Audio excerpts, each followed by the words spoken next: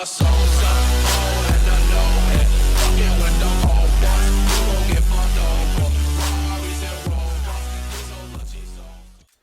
is up, guys? It's Tony here, and today we are recording a episode of Tony Talks, and today we're looking at some CSGO gameplay. I just picked this up.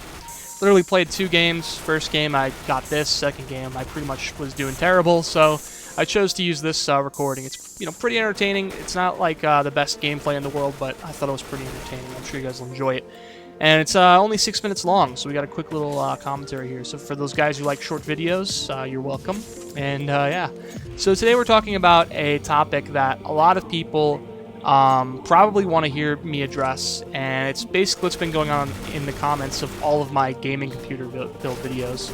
It's AMD versus Nvidia, and not really only AMD versus Nvidia, it's also AMD versus Intel, and Thermaltake versus Cooler Master, and pretty much any sort of brand warfare. First off, I'd like to address GPUs directly. When it comes down to it, AMD and Nvidia GPUs, overall, when you average out their performance across every game ever made, they have equal performance. And a lot of you guys are probably saying, no, that's not true. And, I've seen benchmarks that say AMD is better. Well, here's the thing. Whenever you find an AMD fanatic, someone who really loves AMD, really focuses on AMD, and I gotta be honest, I really do focus on Nvidia. I really do focus on Nvidia's strengths, their releases. I'm not big in the AMD camp. But when you find people who are really focused on AMD, they'll notice the benchmarks they use make AMD GPUs look amazing. And the reason why is because they're usually games like Far Cry. Look at Far Cry 3 benchmarks. AMD usually runs faster. And the reason why is because AMD is optimized. The drivers from AMD are optimized for running Far Cry 3, and Far Cry 3 is optimized for running with AMD drivers. The reason why the Nvidia fanboys, or fanatics, whatever you want to be called, tend to show benchmarks that show Nvidia GPUs doing better is because they're showing games like Battlefield 3, where Nvidia tends to perform better in most benchmarks. The fact is that when it comes down to it, both game camps, both these GPU camps, have games that are optimized to run on those GPU drivers, and games that aren't optimized. And because of that, you get equal performance across the board on different games, if that makes sense. So the fact is that when you're looking for a GPU, the GPU that works best is the one that fits your gaming lifestyle. If you play a lot of FPSs, like COD FPSs, Nvidia might be better because Nvidia tends to perform better in the FPS franchises like Battlefield, COD, etc. Nvidia Surround tends to run better on COD games from what I've seen and what I've heard. If you're really into RPGs like Skyrim, things like Far Cry, if you're into, I believe, Bioshock Infinite even, I believe that the better choice, the better decision is to go with AMD. And there are a lot of things we could talk about, a lot of different games that have different benchmarks that show AMD does better and Nvidia does better. The real thing you have to do to figure out what's better for you is choose the 5 games you play most, or the 5 types of games you play most, and figure out what GPU, company is better for what you do. That's how you find out which is the better GPU.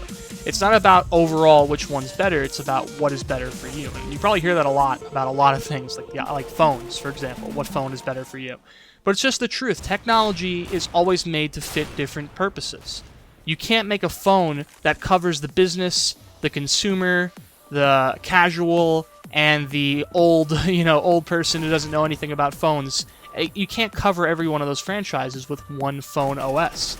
So that's why there's Android, that's why there's iPhone OS, that's why there's Windows OS. There's different competitors who aim at different markets.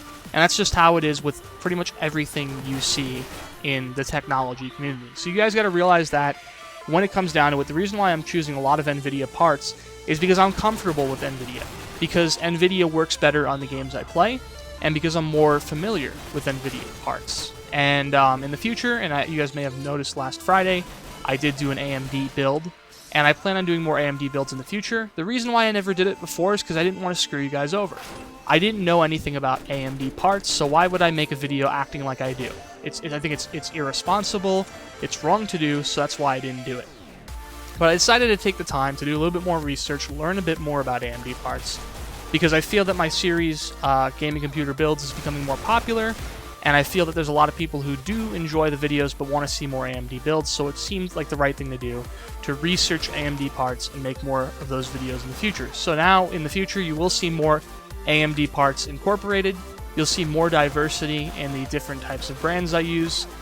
And if you guys have any tips or suggestions, or you would like to critique what I am choosing, you guys are always welcome to do that. That's why I do YouTube, because I love the feedback, whether it's negative, positive, or in the middle. I always love seeing what you guys have in terms of advice, and it helps me improve my videos and my knowledge and understanding of most of these types of subjects, including gaming computer builds. So, speaking of which, if you guys have any suggestions for future topics I could talk about in Tony Talks, go ahead and comment those below. I think we're coming to the end of this gameplay here. And yeah, so this is just some CSGO. I have some more different, unique gameplays that I have to commentate over. And if you guys have any gameplays that you recorded yourself, go ahead and send them in, and I'll see you guys next time.